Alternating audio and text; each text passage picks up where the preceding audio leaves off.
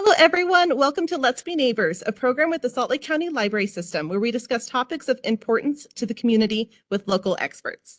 Our topic tonight is Path to Citizenship, a Journey of Resilience, where we will be discussing the process of becoming a U.S. citizen and how to stand with those navigating the complex journey to citizenship. We will hear from four fantastic presenters this evening. First, we'll hear from Joseph Gaina, who is the New American and Refugee Liaison for Salt Lake County Mayor's Office. Next, we'll hear from Paola Cervantes and Hetty Miller from the English Skills Learning Center. Paola is the Citizenship Coordinator, and Hetty is the Citizenship Instructor. Hetty has also been an English as a Second Language teacher for 40 years and has been with the center for over 10 years. Lastly, we will hear from Natalie Eldery, the Director of Immigration and New American Integration for the Utah Governor's Office of Economic Opportunity. Afterward, we'll get to your questions because hearing from you is paramount to this series. So again, if you are just coming in, please put how many people you have viewing in the comments. And also, please feel free to ask questions at any time during this presentation. We'll get to all of your questions at the end of the presentation, but please stick them in at any time as you think of them and as they come up. So without further ado, let's go ahead and begin. I'm going to turn it over to you, Joseph, and I will pull your slides up real quick. Give me 1 second.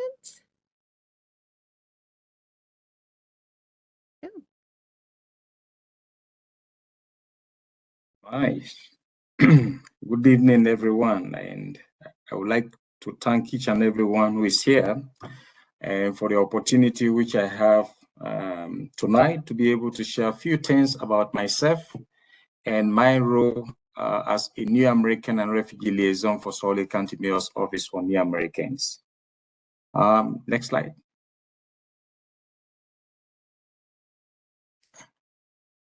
Okay.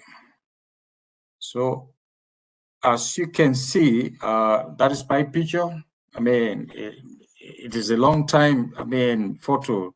I've kept it as a souvenir for myself. So, I was born and raised in Sierra Leone.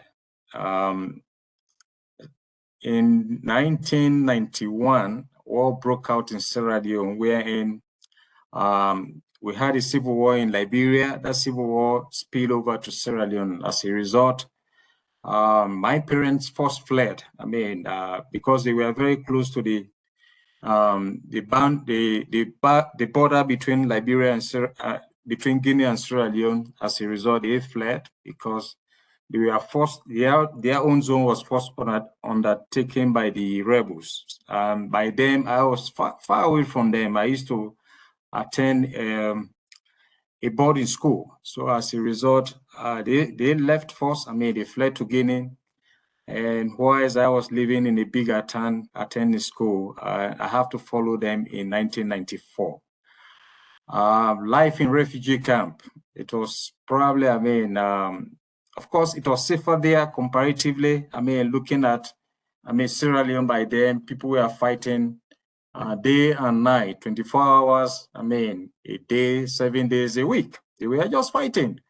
Our brothers and sisters, they just took arms against the government that they didn't like the government. As a result, they were fighting and they were being sponsored by foreign people. Again, Sierra Leone is known for diamonds. As a result, it took a long time for the civil war, really to come to an end because it was fair, because of the diamond and other minerals we have in Sierra Leone. Life in the refugee camp, by then we rely on United Nations High Commissioner for Refugees for our basic needs, food and other essentials.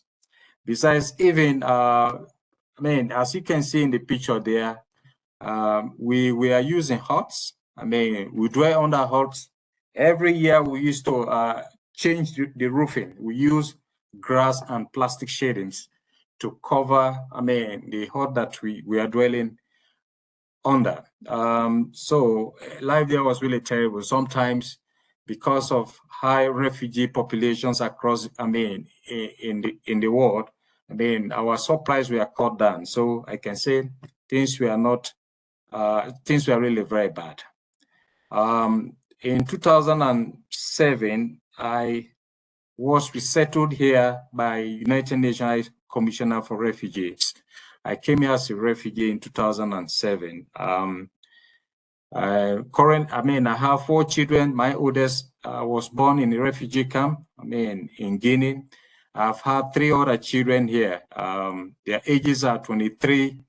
I have 15. I have a 9-year-old son, and my last, child is a girl. She was born during COVID in 2020. I have to start life all over here. Once I was here, I started life all over. I have to learn how to speak the language. Of course, in Sierra Leone, we are colonized by the British, in that when we go to school, they have to teach us in English. And even when we were in Guinea, we tried to maintain similar system. So, but I have to learn few things here in terms of spellings. Labor here is spelled as L-A-B-O-R. In England, it's spelled labor as L-A-B-O-U-R. So those are some of the things I have to learn as time progressed here. In my integration and my journey here. Next slide, please. Okay, so once I was here, my resettlement agency was International Rescue Committee, IRC. Of course, before I could reach here, I had friends who were waiting for me at the airport. I arrived here in March, and I had friends. They helped me on my way, to be able to adjust and adapt as well as integrate. And my oldest son, the month we got here, he turns 6 years. Just like most refugees, refugees that are arriving from different places. When they come here, they have to assign them to grades based on their ages. So my son, as soon as we got here in March, he turned 6. He was placed in the 1st grade. So he had to remain in ESF for quite a long time. He struggled a lot. I have to stay home to just help him, so that he can adjust as well as help him with his schoolwork. And as a result, in order for him to be able to transition, really, to be able to adjust to the system, by then, there was an after-school program at Whittier Elementary. I allowed him to enroll in that program so that he can assimilate, get himself associated with others so that he'll be able to speak English as well as assimilate easily. I got my first job as a sales associate, with Home Depot. I have to learn new things there as well.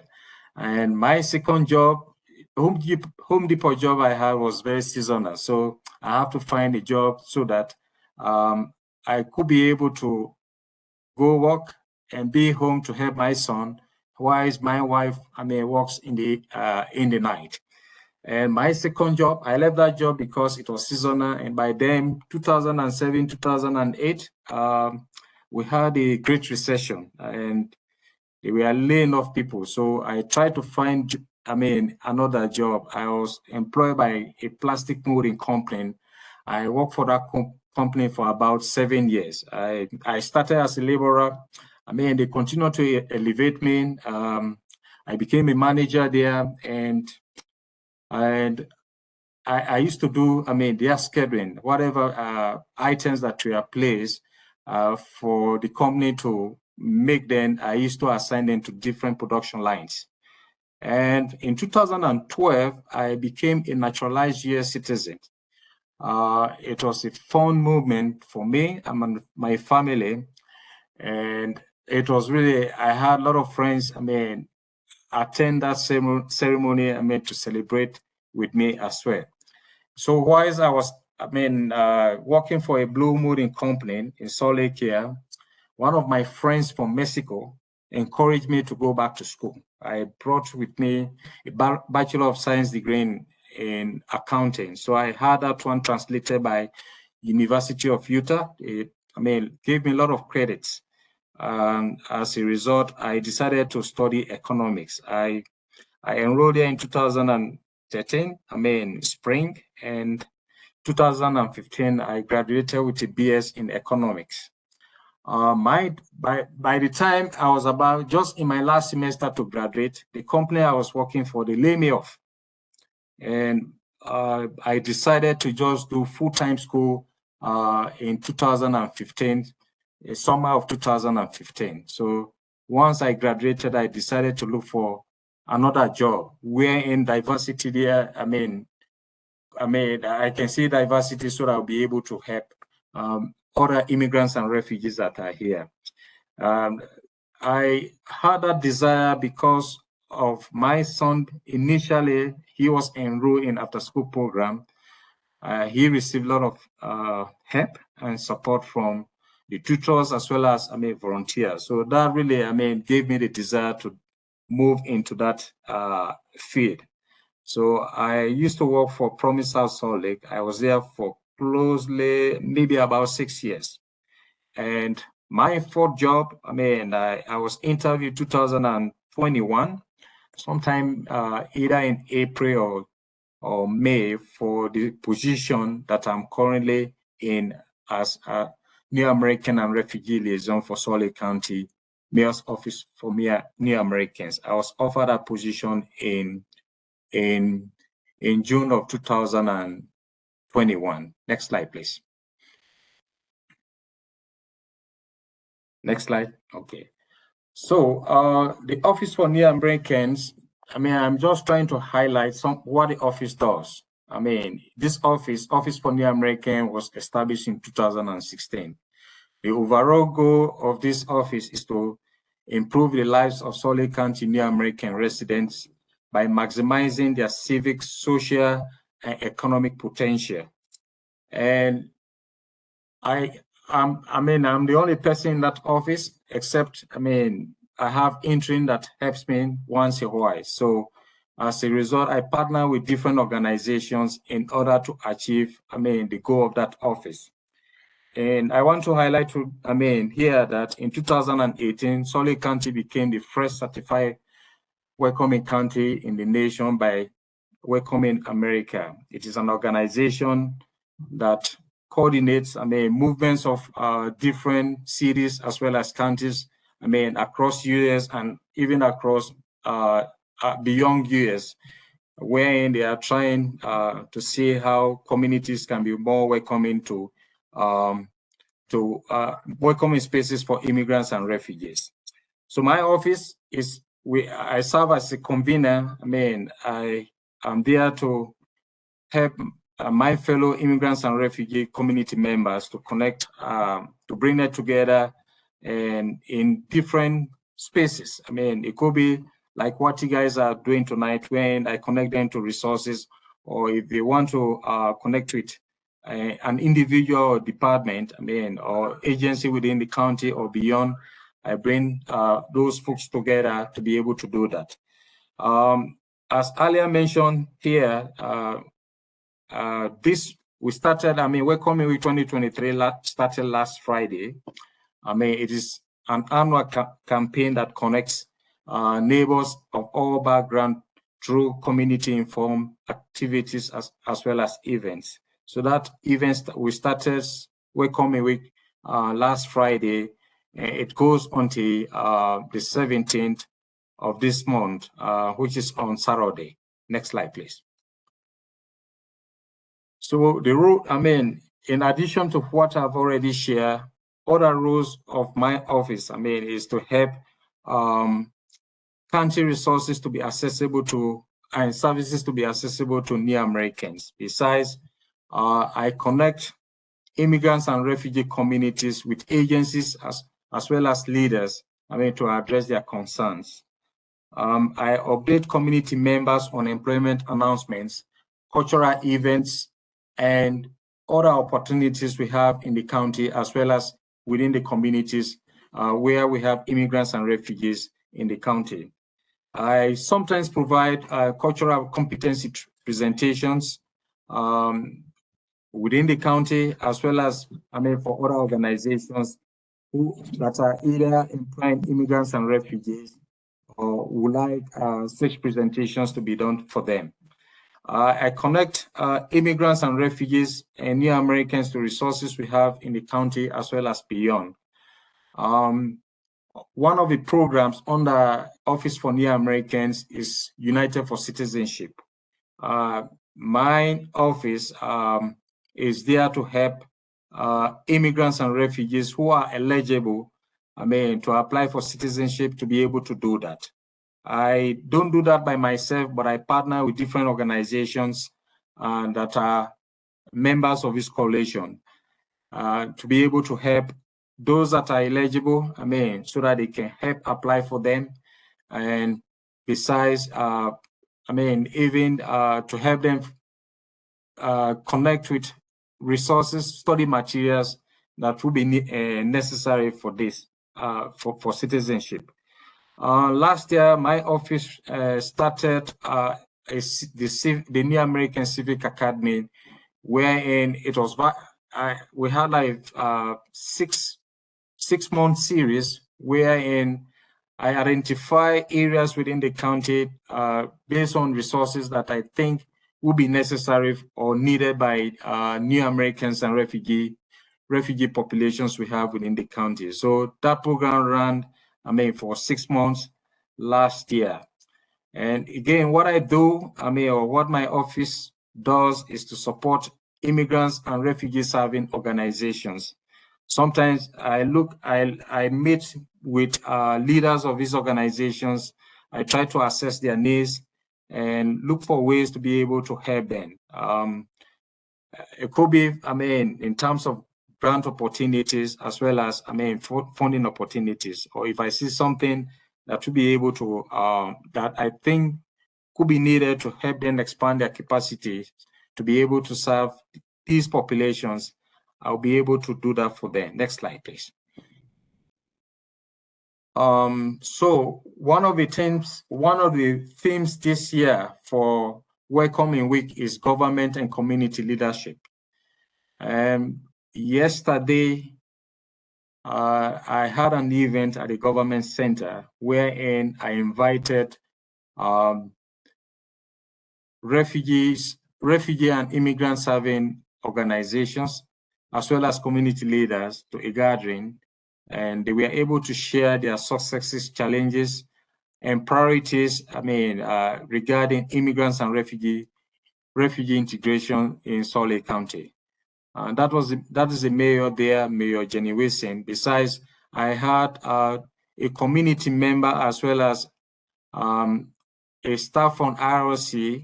They did a presentation on refugee co-sponsorship. One of the community members there had, rallied with other members within her community to be able to see how they can put hands together to accompany a family who will be here tomorrow from Syria. Refugee family from Syria, about 8 of them, they have like 6 daughters. They will be here tomorrow. So I was part of that group, trying to learn what, will be needed by the folks that will be arriving here tomorrow, and see how the group, that is preparing to receive them, what they will be doing. So I asked those two, Jane and Christy, to do presentation on that so that they'll be able to educate and our community leaders as well as the government leaders on that piece. Next slide, please.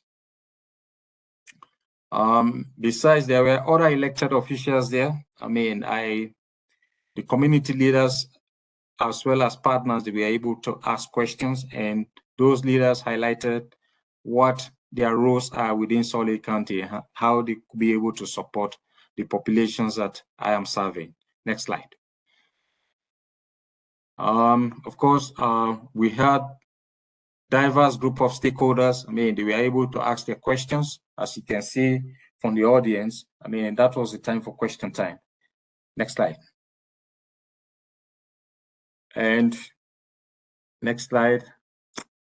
So these are all pictures. Another thing that I started doing last year is that I want every year during welcoming week for us to be able to host citizenship ceremony. In 2022, I started, one when 43 of our community members were able to participate. They were scheduled to naturalize on that day.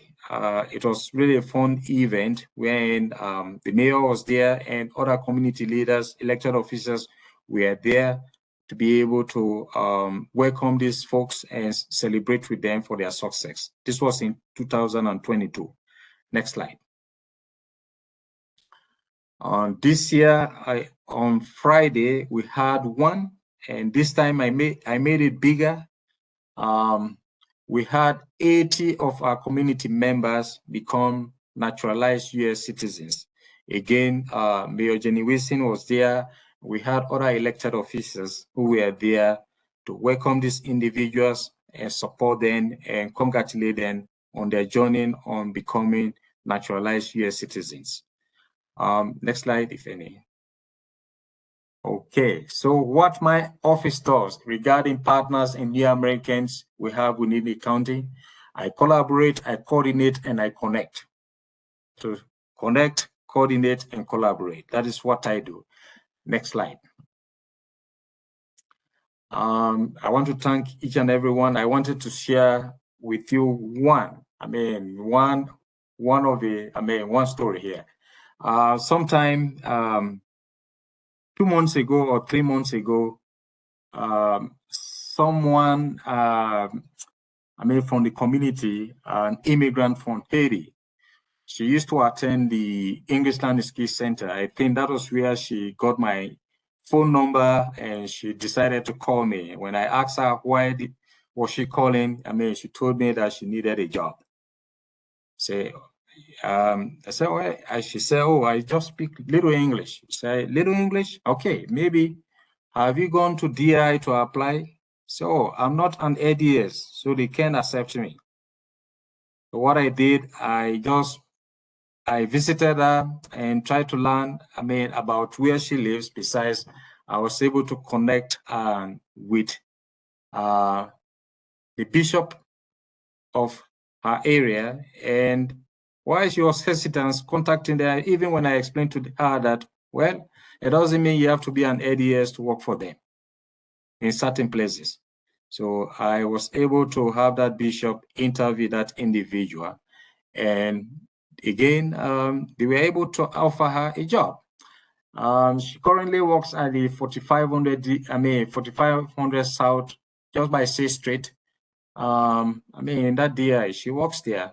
And not long ago, something happened again. Every time I go to that DI, sometimes, I just to say hi to her. Every time she sees me, she can just hug me and say, oh, Joseph, thank you. Again, another individual, this time, that person was from Sierra Leone. She came here 3 months, maybe 6 months ago. Why is here about 3 months? She brought with her a son that is very, very sick. They were admitted at the Primary Children's Hospital. And they have a community here who received them, we are helping them, but they didn't know exactly how they could help them. So that individual, one of the community leaders, just went on internet and tried to see if she should be able to connect with someone. And fortunately, she was able to connect with me and called me. So we have someone from Sierra Leone. We have tried to give her food, prepare food for her, but she doesn't like it. And I was able to connect with that individual. And I try, my wife and I and other friends, community members have been able to help that, that individual and her son who are here. Currently they have been here for 6 months now. Just to help them to feel welcome and to help them to transition and help the community members that are supporting them so that they know exactly what their needs are. And that is the end of my presentation. And again, I want to thank each and everyone for your attendance and for giving me your attention. Thank you. Thank you so much, Joseph. That was for some wonderful stories and sounds like a wonderful thing that you guys are doing over there. I personally was not aware that that office existed. I, of course, heard of Welcoming Week, but I am so grateful that you were able to share all of that information with us. Thank you so much for your time. Just a reminder to anyone who's out there in the audience, looks like we've got quite a few more people, which is wonderful. If you have any questions for anyone throughout this presentation, please put them in the chat. We will get to your questions. They're a very important part of our presentation. So we hope to hear from you. We're going to just keep this moving along and we're going to turn the time over to Paola and Hetty. Let me go ahead and get my screen sharing real quick. All righty. Okay. Hopefully you guys can see that. Oh, 1 second, sorry. Can you guys see your presentation? I was planning on sharing my screen. I'm sorry? I was planning on sharing my screen. Oh, okay, wonderful. Go right ahead then. I will give you permission to do that. Great. Okay, wonderful. Well, Paola and I are going to share this presentation. She'll do the part that she knows more about, and I'll do the part that I know more about. But I wanted to first thank Joseph for sharing his personal story with us, because that is very inspirational for all of us. And I think we can learn a lot from that. I'm going to talk more about our own ESLC citizenship program, but Paola will talk about some general things, ways that people can come to the United States. So first of all, our program is the English Skills Learning Center. Next slide, please. And our mission is to integrate and strengthen communities by breaking language and cultural barriers. And next slide, Paola.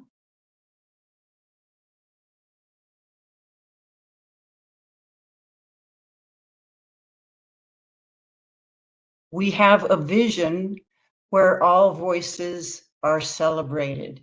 And I think one of the things that Joseph pointed out as well really shows that.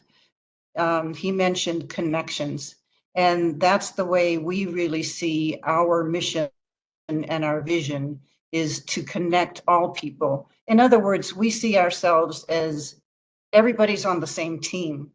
A lot of times people think of integration as newcomers coming to integrate into our society. We don't see it that way. We see everybody as being as part of the same team. And I think Joseph's example was indicative of what his organization is doing there as well. And what we call that, being all on the same team, is two-way mutual integration. So we all learn and benefit from each other. Our frameworks include two-way mutual integration, also trauma-informed practices. So we use trauma-informed care in all of our services and instruction, and our instruction is content-based. So it's tied to meaningful language that people need. So again, circling back to Joseph, the DI that you mentioned on 45th and about 3rd West, we have an English language program there through the DI, as we do in with many other partnerships throughout Salt Lake. Okay, next.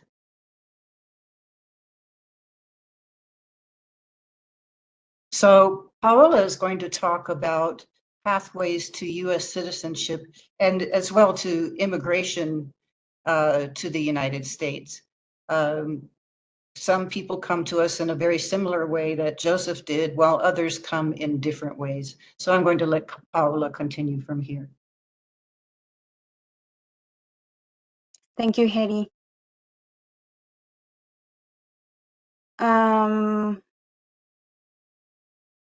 With citizenship, we mostly work with USCIS. which is the United States Citizenship and Immigration Services, which is part of the executive and cabinet that falls under that category. And it is important to explain this to know the difference between immigration agencies, because I know that sometimes people think immigration is ICE or USCIS or the Border Patrol, right? So there are different agencies in charge of immigration processes, as well as immigration courts, which fall into this category, judicial. There are some ways to come to the US. Most of our students are immigrants, asylum seekers, and refugees. In the past, I have worked in immigration courts with asylum seekers. An asylum seeker is that person who is physically here in the US and comes here specifically to ask for asylum versus a refugee who is fleeing danger in their home country. And I'm just gonna talk a little bit about the refugee process as Joseph just explained earlier. Yeah, it is through the United Nations High Commissioner for Refugees, which they are in charge of the repatriation, nationalization, or third country asylum or resettlement. And once refugees have been through those processes or steps, then the allocation to resettlement is what comes next. And refugees arrive, they apply for a social security. In 1 year, they have access to, and they're granted a green card to permanently and legally live here in the United States. And from there, 5 years to be eligible to apply for US citizenship. Some of the conditions for asylum and refugee status are similar. A person has a well-founded fear of persecution because of religion, gender, their political view, nationality, torture, race, or membership to a particular social group. And there are two kinds of asylum. So defensive asylum and affirmative. Defensive asylum is processed by immigration courts all over the United States. There's a judge, there's a prosecutor, and mostly for those who enter without inspection or enter with a paroled permit, which allows them to enter legally to ask for asylum. They have 1 year to file their application, which is the I-589. And between 3 to 5 courts, the case is decided whether it can be denied or granted. Affirmative asylum is only through USCIS, and it's for those who enter legally with some type of visa. And as well, they have 1 year to file, fill out the same application, and gather evidence as well as an interview. Who is a legal permanent resident? I know that many times we hear the words green card holders or permanent resident, and we don't know. Well, green card holders is same as legal permanent resident, as stated by USCIS. Non-citizens, but lawfully authorized to live permanently and work in the United States. Eligibility for citizenship. Those who have a green card, of course, and those who got the green card through marriage to a US citizen and are still married to their partner, they can apply for citizenship after 3 years. of having their green card, and any other process, you can apply for citizenship after 5 years of having your green card if you're not married to a US citizen. Petitioning for family to come to the US, this is a question that we get quite often, and maybe we don't know exactly, but US citizens can petition their parents, siblings, spouses, and children to have green card and permanent residency here in the United States. And legal permanent residents can petition only their spouses and children under 21. So that is the main difference. And this is the reason why we encourage our students to become US citizens, therefore they can petition for their families.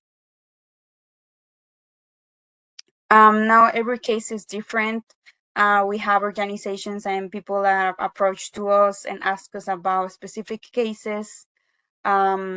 For those that are overseas or those who are already living in the country.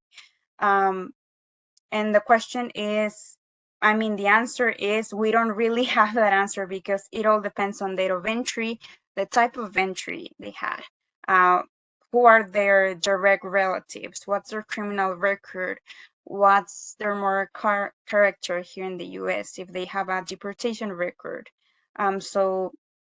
And also it's important to state that we have a partnership with Catholic Community Services.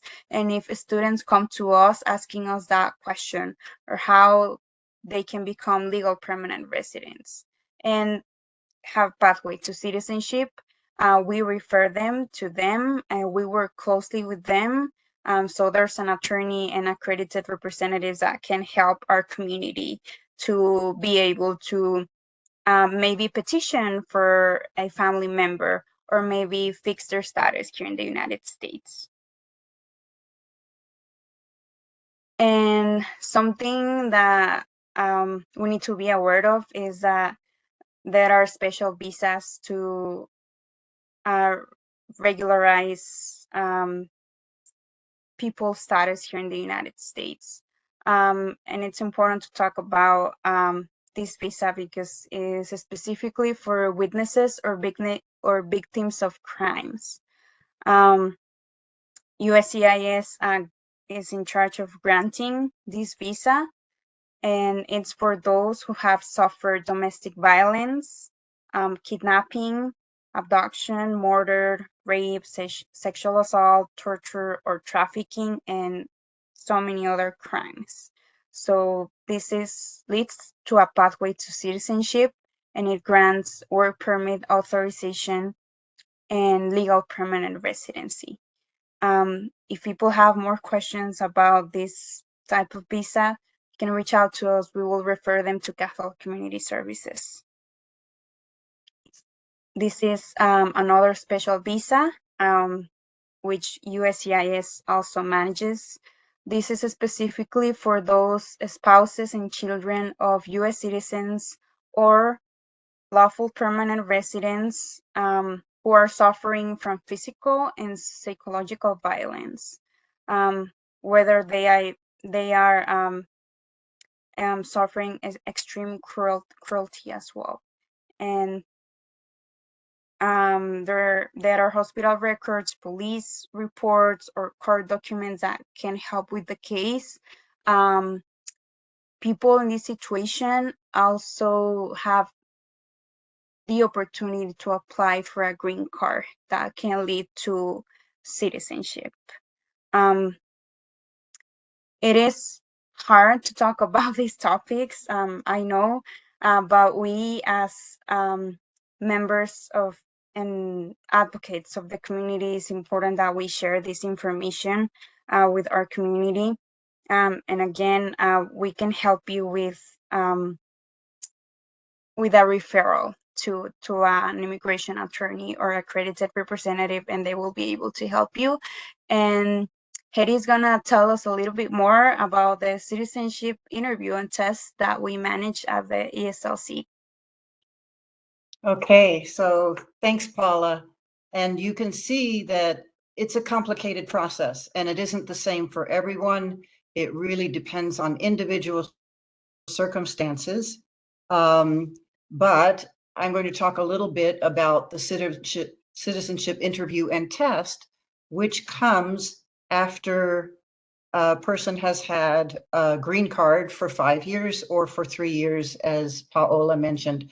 And I'm talking only about our citizenship program. The thing is, as I mentioned before, the English Skills Learning Center helps newcomers who have just come here with English as well. So this is just one of our programs. In our classes, we prepare people for the 4 parts of the citizenship interview and test. It's actually an interview. A lot of people call it a test, and there is a testing aspect to it. So citizenship applicants need to know 100 questions and answers about government, about civics, about American history and geography. And they are required during an oral interview, so this is all speaking, to get 6 out of 10 answers correct. They're required to speak everyday English. And at this point, though it may change, at this point, that is determined by the individual adjudicator of how that person answers questions, general chit chat, just a little bit of discussion, and how they answer questions on their application. The applicant is required to read 1 sentence correctly. They get 3 opportunities to read 1 sentence, and to write 1 sentence correctly. They get 3 opportunities to write 1 sentence. So that's what we do in our classes. Here are some example questions. See if you know the answers to these. So these are questions that applicants need to answer orally. The Federalist Papers supported the passage of the Constitution. Name one of the writers. What territory was bought from France in 1803? Who was president during World War I? And there were 13 original states. Name 3. So many Americans cannot do that themselves.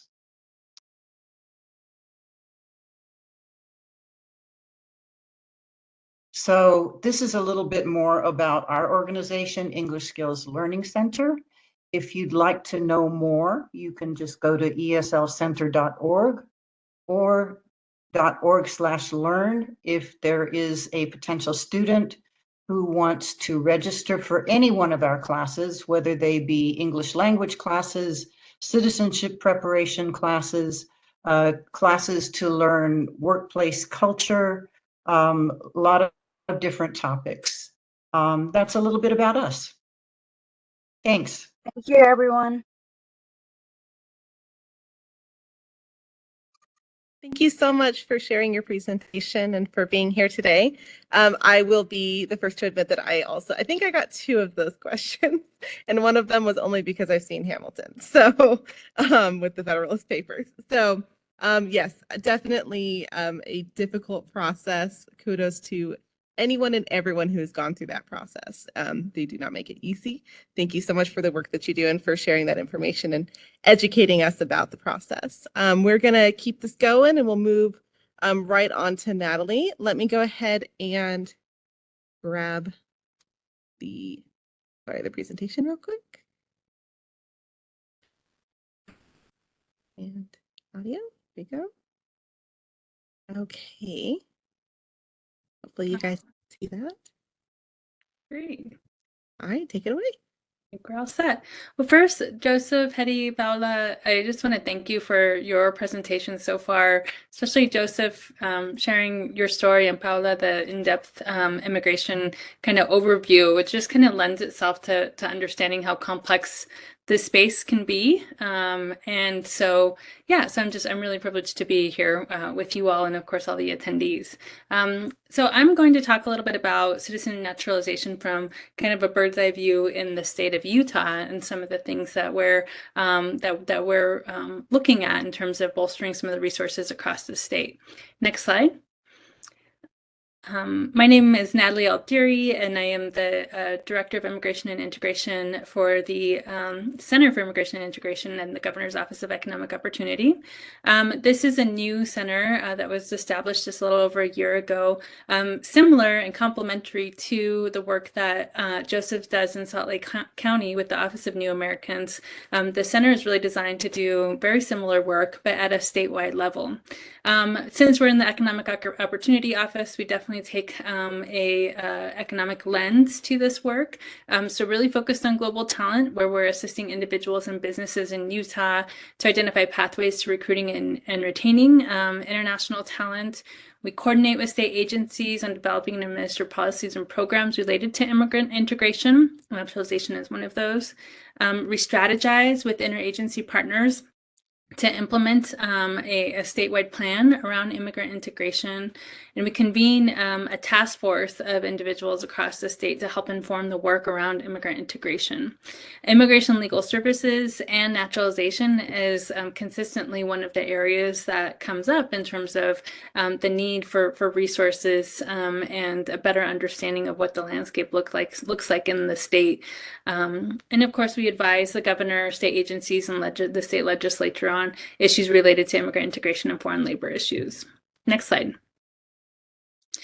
I mentioned the New American Task Force. This is a task force statewide that we have about 150 members of, and have a full report. There's a QR code there that you can pull up the report and read it, but it does talk a lot about what the issues are related to immigrants and immigration within the state of Utah.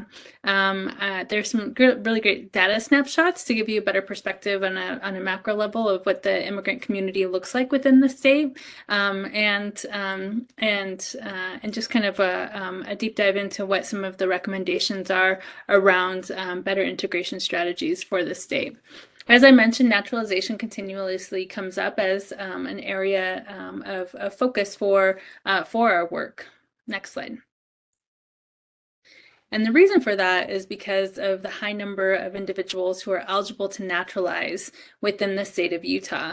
Of course, Salt Lake County is kind of the epicenter for new American communities within the state. We have large and growing numbers within Salt Lake County, but those numbers are also growing around the state of Utah.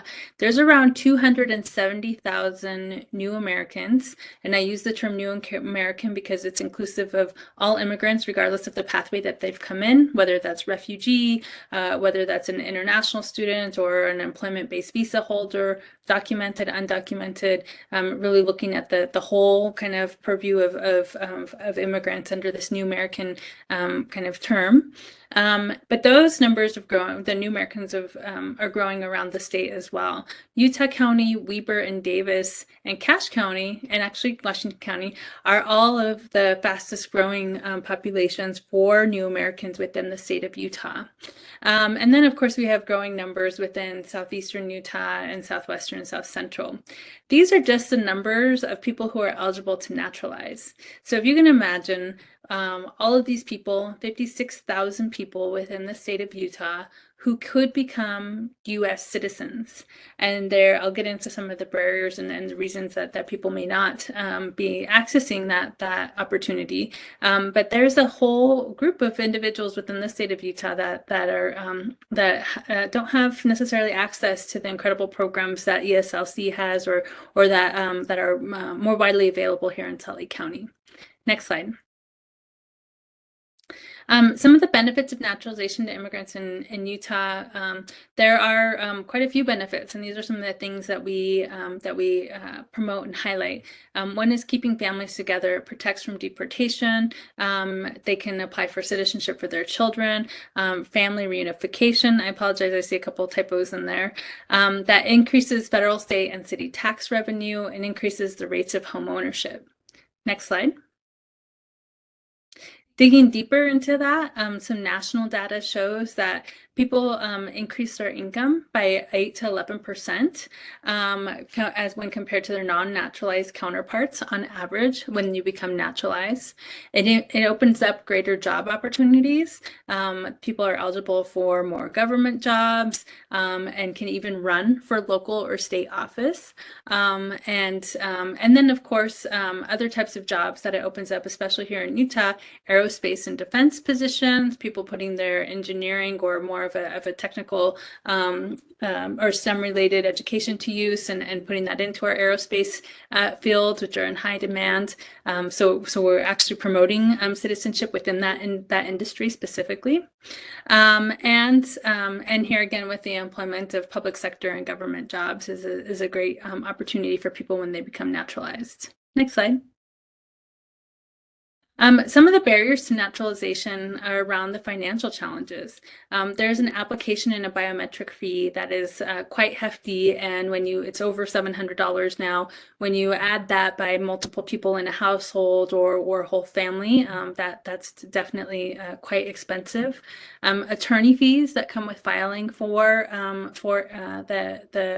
naturalization is certainly a barrier, and while there are low cost and some free resources available when you're filing, there are long wait lists and there's challenges associated with that as well. The language barriers, so the English and civic testing. ESLC is an incredible program, and there's some others around the community as well that help people prepare for that English and the civic tests. But in other areas around the state, those resources are not as readily available.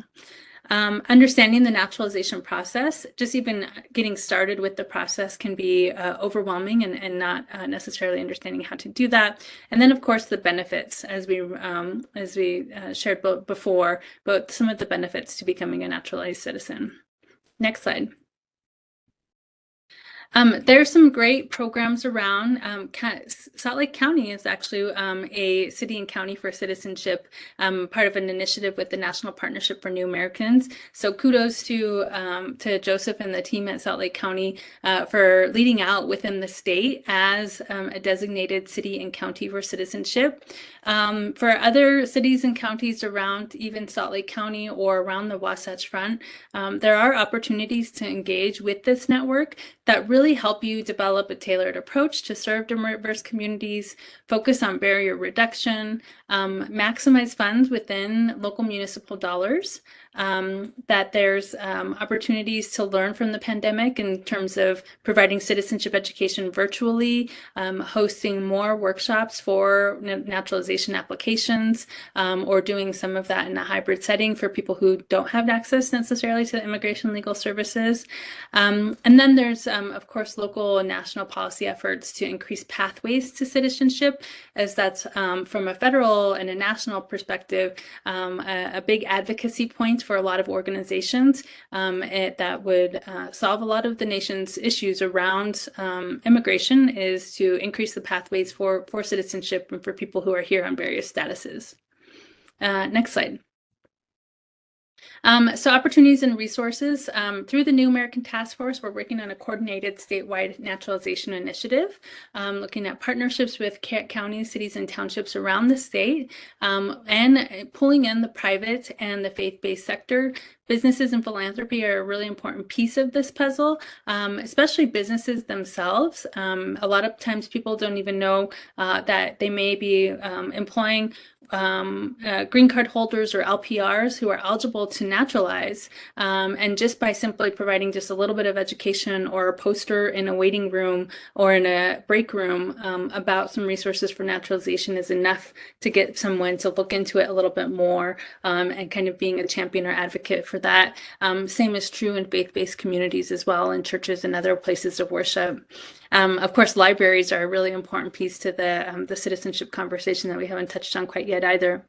And then we really want to increase the capacity of community-based organizations, and especially those that provide the immigration legal services, because of the barriers that we noted before, with the ultimate goal of increasing rates of naturalization in Utah. We want to see those 50,000 people within the state of Utah become naturalized citizens, and it's through the work of the good people on this call, but also of the community members who are here wanting and to learn more around this work. Just to kind of bring it around, the title of this session really spoke to me in terms of the resiliency that it takes for someone on their immigration journey, the hope of becoming a lawful permanent resident if they weren't, or didn't have that pathway open to them via the different resources or the different pathways that Paula referenced, and then the ultimate resiliency that comes with it. Passing your citizenship exam, and if you've never been to a naturalization ceremony, it's something that I would encourage all of you to do.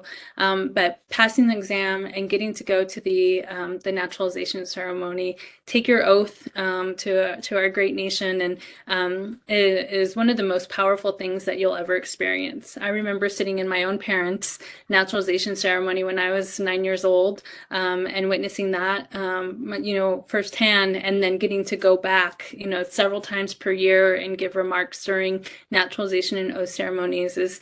I often say that you will have a hard time finding a prouder American than someone who's a naturalized citizen, because of the great sense of pride that people take for getting this opportunity and for choosing to become a naturalized citizen.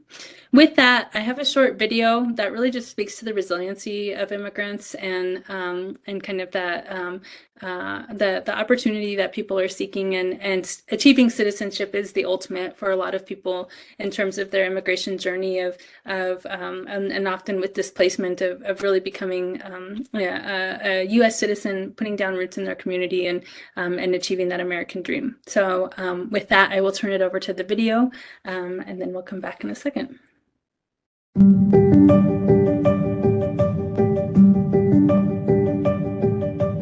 My name is Maria Astorga. My name is Billy Tang. Jose Loza. María de Jesús Aguirre Solano. Susana Santiago. I'm Jesse. Mi nombre es María Cepeda. My name is Domingo Chiu. I'm Damiano Varganes. Mi nombre es Liliana Ramos. Ángel Villaseñor.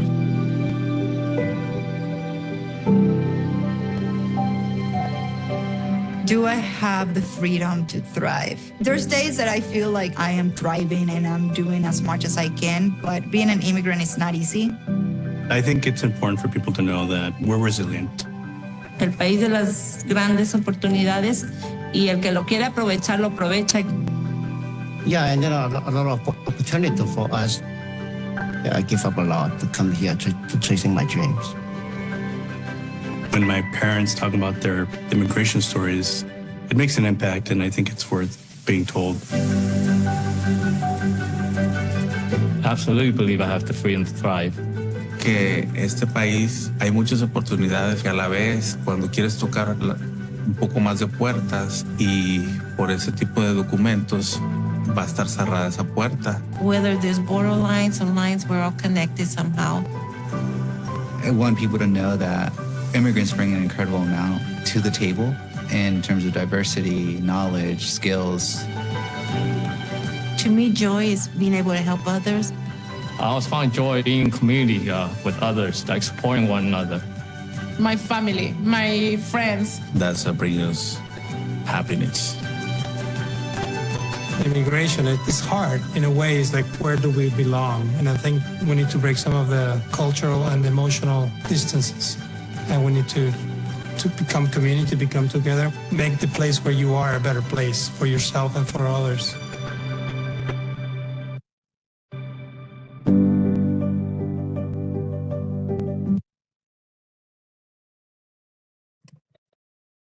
Thanks for allowing me to share that video. I think it just really speaks to hopefully why you all wanted to join this this session tonight, and kind of bringing the story of immigrants full circle and kind of centering that around citizenship, but it's also so much more. So so thank you. And sorry, on this last slide, it has my contact information if you'd like to reach out as well. Sorry, I took that slide away very quickly. I'll drop the contact information in the chat as well, if anyone is interested. So thank you so much, Natalie. That was a phenomenal presentation. Thank you to everyone. This has been such a wonderful presentation. We've had such good information presented to everyone here, and also to those who will join us later through watching the recording. Now is the time for questions. We don't have any quite yet. I'd love to hear any questions that anyone has who's out there. This is really the part of our program where we get to connect with our community. It can be kind of difficult sometimes with these virtual programs to feel like we are connected. You know, I think we all experienced that, of course, during COVID and the struggles that we have to connect virtually. I really hope that we get some questions so that we have the ability to hear your thoughts and your concerns and to address them, and to hopefully bring up some points of concern that maybe we haven't addressed yet thus far. So if anyone has any questions, please drop them in our chat. Let's see if anyone comes up with any. So in the meantime, I have a question, I guess, and this would be for everyone, is what is something that a normal person can do in the community to help those who are going through this difficult process, to those who are coming in as immigrants? What is something that a normal person can do to help? I can start us off quickly. I think that there's incredible programs like what the ESLC does, the English Skills Learning Center, and then there's smaller programs that are often neighborhood based as well, through places of worship or civic community centers or libraries, and just to kind of connect with those. I have heard that, and I've never done this myself, but I want to maybe when my kids are a little older, but that volunteering as a citizenship tutor or an educator at one of these organizations is one of the most gratifying experiences that a lot of people have told me, is the relationships that you build, getting to see somebody through the process from start to finish, celebrating with individuals when they achieve their achieve their own American dream there. That's definitely one of the most powerful sentiments. So I would say looking for a place to volunteer. ESLC is an excellent place to start. I know they have volunteer opportunities, and there's numerous others as well. I can speak to that, and I'll second that very much. It is an extremely rewarding volunteer position, and you're rewarded every day in what you do. So thank you so much for mentioning volunteering. Great, thank you so much. That is really good to know. I know at the library here, we have quite a few programs, some of the citizenship classes and things like that. And I know that they're always, we have bilingual story times and things like that, that they're always looking for people to help with those programs. It takes a community. So thank you so much for that answer. It looks like we do have a question here. This is a great one. So it says, do you have any easy to understand summaries of, it looks like probably you're already getting to it. Do you have any easy to understand summaries of the various immigration programs, like how to apply for a green card, who qualifies for a U visa? They're mostly just looking for an easy handout for people who are trying to understand the various programs out there. We don't really have like a template because we are not legal representatives. If you come to us, we might be able to refer you, and if you want to talk to an attorney, we can definitely refer you to Catholic Community Services. Otherwise, if you want to look on your own, USCIS has all the details for all type of visas, whether it's U visa or VAWA. They even have eligibility and who qualifies, and other family members who might qualify to get a green card through this process. A couple other resources. Oh, I'm sorry, go ahead, Heidi. Sorry, I just wanted to say, to add to that, USCIS has information in many different languages so that you can access it in your own language as well.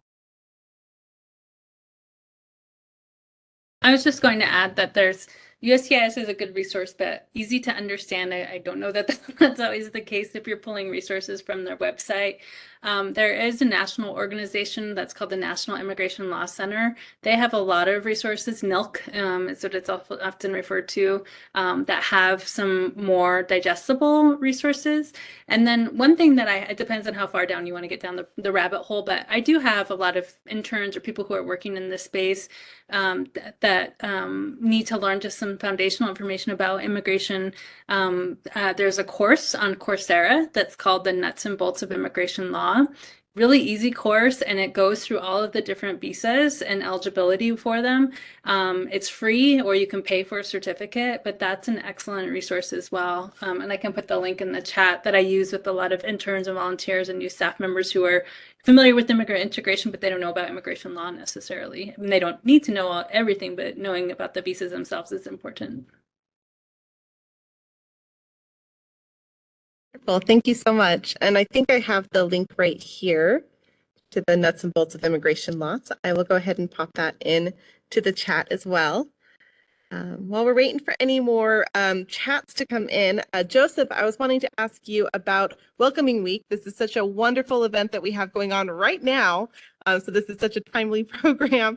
I was just kind of looking at the schedule, looking at what you guys have coming up. Do you want to take a moment to talk about anything or highlight anything in particular, what people might not know about Welcoming Week?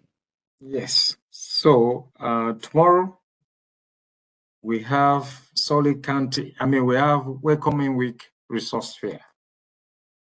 People used to ask me, it's really difficult to participate, or I don't know how to participate. So now, I decided that, maybe having a resource fair, and wherein all agencies in Solid County, as well as our community partners, they can come and share resources that they have in the community with our community members, so that we can get together, learn about one another, and be able to spend some time together, just to reaffirm our commitment that each and everyone is welcome in our spaces. So that is happening tomorrow from 4 to 7 p.m. We have food. We'll be serving food there for free. Besides, just like Natalie mentioned, in order really to fully integrate here and to help immigrants and refugees here, it is really good for them to become US citizens. If not, I've seen folks there who have lived here for some time, they have not got a status, they struggle. So my office partner with American Immigration Lawyers Association, they are helping answer questions about, how to become a US citizen on Friday from 6 to 7 p.m. And on Saturday, this Saturday coming, those that are eligible to apply, they will help them to apply for free. It requires money, to apply. So these folks are volunteering in order to help our immigrants and refugee populations that are eligible to apply for citizenship. So if you want to learn, I'm asking community members who are on that path, if you want to know whether they are eligible or not, Friday, come there, come to the Solid County building there. In the North Atrium, we have volunteers who will be able to answer your questions. And if you are eligible, they will ask you to come the following day with documents that are, they need in order to help you apply for your citizenship. There is another event that is being organized by Salt Lake City. They call it Welcome Walk.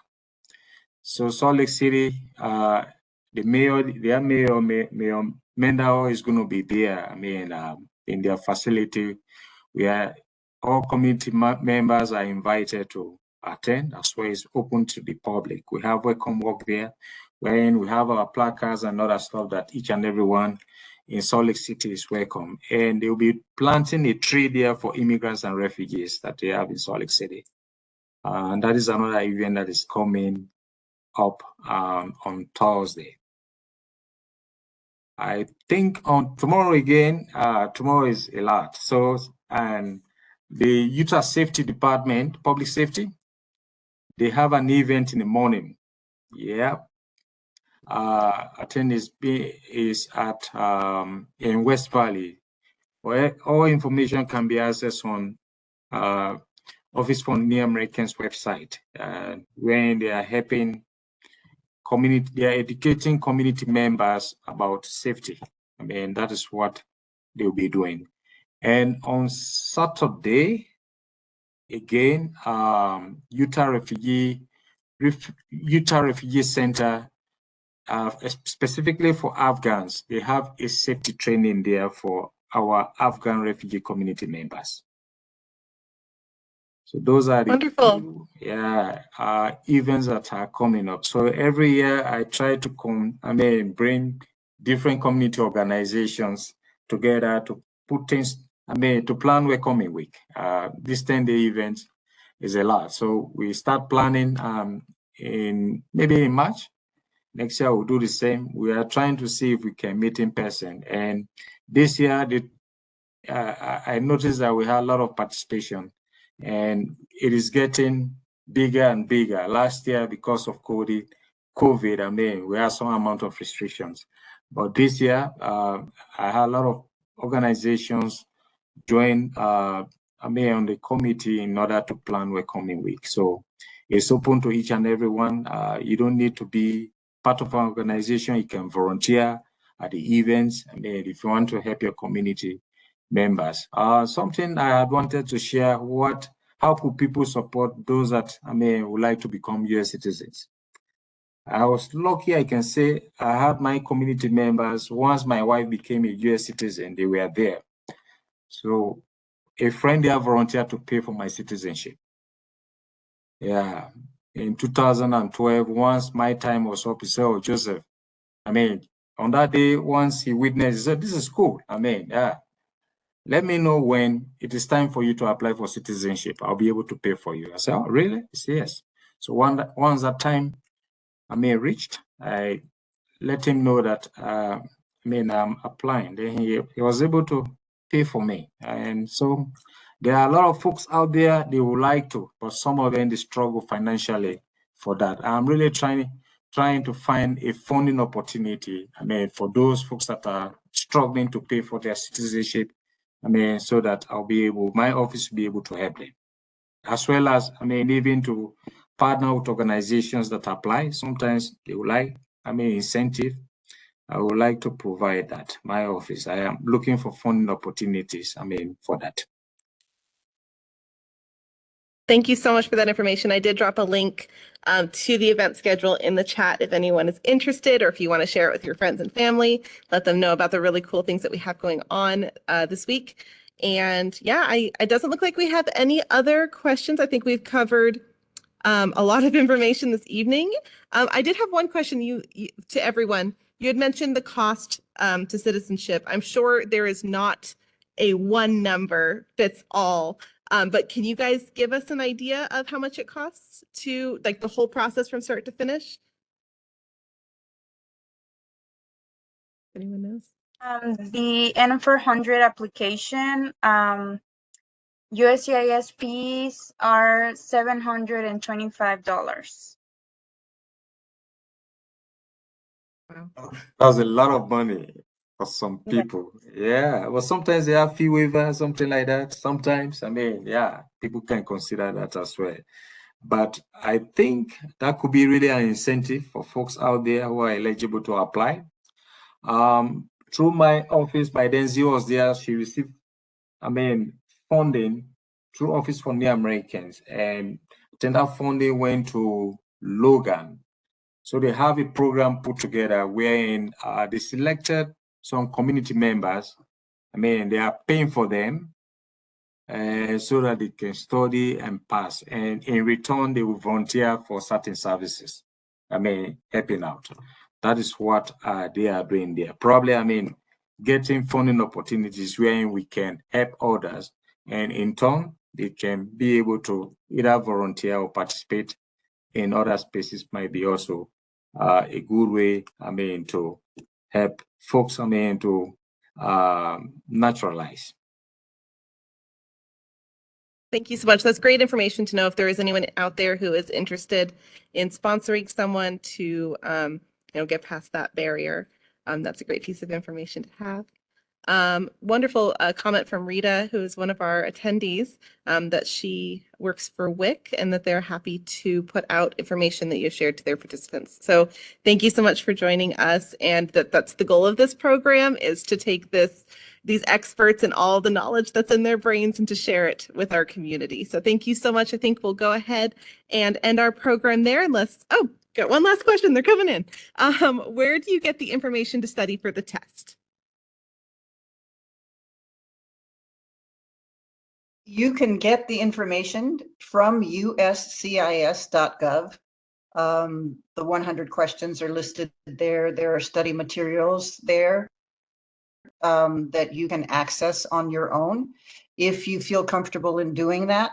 If you would like to join a class, many people prefer to learn in person.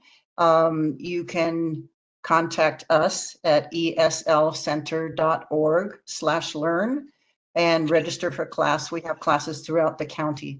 So, and I think many libraries, we've distributed little pamphlets that have information at libraries as well. Yeah. So most Salt Lake County, library branches, they do have Citizenship Corner. They have, materials, study materials there if you're interested. Yes, we absolutely do. I know that we have, I'm at the Mill Creek branch right now. I know that we have cards out by our computers. Most of the branches do that have the questions, that have flyers as well. I'm also going to put in some links. I did go to the website and I found some study links, so I'm going to put those in. I also just want to take a second to plug for the library that we do actually have an e-resource for those who are studying for the citizenship test. You do need a library card for it, but of course it's free to get a card if you live in Salt Lake County. And so I'm going to drop a link to that as well, to our resources. It's called Adult Core Skills, and it's not just US Citizenship, it's also GED. So if you're trying to study for that test at the same time and want to work on that concurrently, we have both of those resources in the same spot. So I'm just going to drop that link in as well. Both of these resources are completely free. So, and you can come into the library to use computers if you need access to them to use these resources. It's completely free to use a computer, and you actually don't even need a library card for that. So if that's a barrier, it's gone. You can come right into the library, any of our branches, use a computer and access these resources completely for free. All right, wonderful. Well, I think that we have covered so much this evening. I'm going to go ahead and end it here unless anyone wants to sneak in one last question.